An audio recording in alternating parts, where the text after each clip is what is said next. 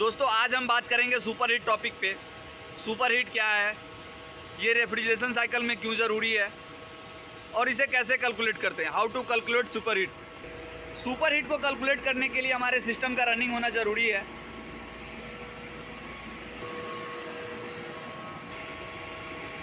तो चलिए अब सुपर हीट को समझते हैं। सुपर हीट क्या है, इसे कैसे कैलकुलेट किया जाता है। सुपर हीट का जो डेफिनेशन है हमारे हिंदी में, इवापोरेटर में जब लो प्रेशर लो टेम्परेचर की लिक्विड इंटर करती है एक्सपांशन वाल्व क्रॉस करने के बाद, इवापोरेटर में लो प्रेशर लो टेम्परेचर की लिक्विड जब इंटर करती है तो उसके चिल्डनेस को हम एब्जॉर्ब करते हैं, जो कि वाटर हमारे AHU FCU या फिर जो भी यूनिट में हम चिल्डनेस को यूज़ करने हैं उस यूनिट का हम यूज़ करते हैं।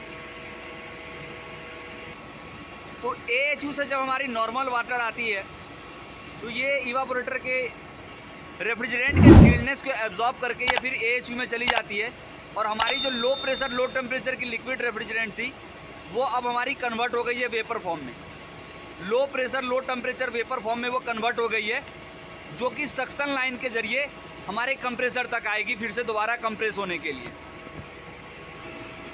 तो जो लिक्विड हमारी वेपर फॉर्म में सही से कन्वर्ट हुई है या नहीं हुई है उसको देखने के लिए सुपर हीट बहुत ज़रूरी है। या सीधी सरल भाषा में ये कह सकते हैं कि इवापोरेटर से जो वेपर फॉर्म की रेफ्रिजरेंट आ रही है कंप्रेसर में, वो सही से वेपर फॉर्म में आ रही है या नहीं आ रही है, इसी को हम सुपर हीट में मेज़र करते हैं। ज़्यादातर चिलरों में जो रेफ्रिजरेंट यूज़ किया जाता है 134A, जिसे हम टेट्राफ्लोरोइथेन के नाम से भी जानते हैं, तो इसका जो हमारा सक्शन सुपर हीट है वो 8 फ़ारेनहाइट टू 12 फ़ारेनहाइट जो है वो हमारा गुड टेम्परेचर है। ये देखो आप, ये हमारा इवापोरेटर है, ये सक्शन लाइन है। सक्शन लाइन से हमारी क्या आ रही है कंप्रेसर के लिए, low pressure low temperature vapour form की रेफ्रिजरेंट आ रही है। इसी को मेज़र करते हैं हम सुपर हीट में कि हमारी जो वेपर फॉर्म आ रही है ये प्रॉपर वेपर में आ रही है या नहीं आ रही है। अगर से पूरी लिक्विड आएगी तो हमारे कंप्रेसर के रोटर को ये स्टक कर सकती है, जिससे कंप्रेसर डैमेज हो सकता है। इसके चांसेस काफ़ी ज़्यादा रहते हैं कंप्रेसर में लिक्विड आने से। सुपर हीट को कैलकुलेट करने का जो फॉर्मूला है वो suction line temperature minus saturation temperature. Suction line temperature क्या हुआ हमारा, जो रेफ्रिजरेंट हमारे इवापोरेटर से आ रही है वेपर फॉर्म में कंप्रेसर में जाने के लिए, तो वो सक्शन लाइन हो गई। जैसे कि आप देख सकते हो ये हमारी सक्शन लाइन है, ये कहाँ जा रही है हमारे कंप्रेसर के सक्शन एरिया में, ये हमारी सक्शन लाइन है। तो सक्शन लाइन की टेम्परेचर ले लेंगे हम यहाँ इवापोरेटर के बाद से हम कहीं पर की भी टेम्परेचर ले लेंगे। ज़्यादा बेहतर है कंप्रेसर से थोड़ा पास कर ले तो ज़्यादा बेहतर है। तो सक्शन लाइन टेम्परेचर हमने ले लिया और जैसा कि हमने बताया suction line temperature minus saturation temperature. तो सैचुरेशन टेम्परेचर क्या होता है, सैचुरेशन टेम्परेचर होता है कि हमारी रेफ्रिजरेंट की जो प्रेशर है जिसको हम सक्शन प्रेशर बोलते हैं, तो उस सक्शन प्रेशर में रेफ्रिजरेंट की टेम्परेचर कितनी है उसे हम सैचुरेशन टेम्परेचर बोलते हैं। तो suction line temperature minus saturation temperature, suction line temperature से सैचुरेशन टेम्परेचर को माइनस करेंगे तो जो हमारा आएगा वो हमारा एक्चुअल सुपर हीट हुआ।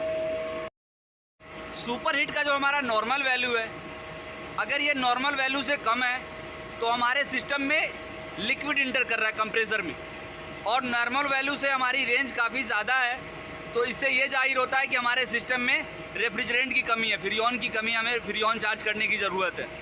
तो डायरेक्टली चार्ज ना करें आप, पहले लीक वगैरह टेस्ट कर ले कहाँ पे लीक वीक है, उसके बाद ही उसके आगे की प्रोसेस को आप करें।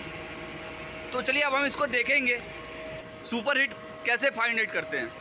दोस्तों बहुत सारे चिलरों में सुपर हीट का ऑप्शन दे रखा है, बहुत में नहीं है, तो आप थर्मामीटर का यूज़ करके टेम्परेचर ले सकते हो और सैचुरेशन टेम्परेचर निकाल करके फिर उसे आपस में कैलकुलेट कर सकते हो, जैसा हमने बताया था suction line temperature minus saturation temperature. तो ये यॉर्क की YCIB मॉडल की चिलर है, इसमें सुपर हीट का ऑप्शन दे रखा है। तो चलिए देखते हैं इसकी सुपर हीट कितनी है। ये आप देख सकते हो इस वक्त सिस्टम 1 जो हमारा है वो ऑफ है और सर्किट 2 जो है सिस्टम 2 वो हमारा रनिंग कर रहा है, कंप्रेसर रनिंग दिखा रहा है। तो इसके सुपर हीट को देखने के लिए हम चलेंगे सिस्टम 2 में।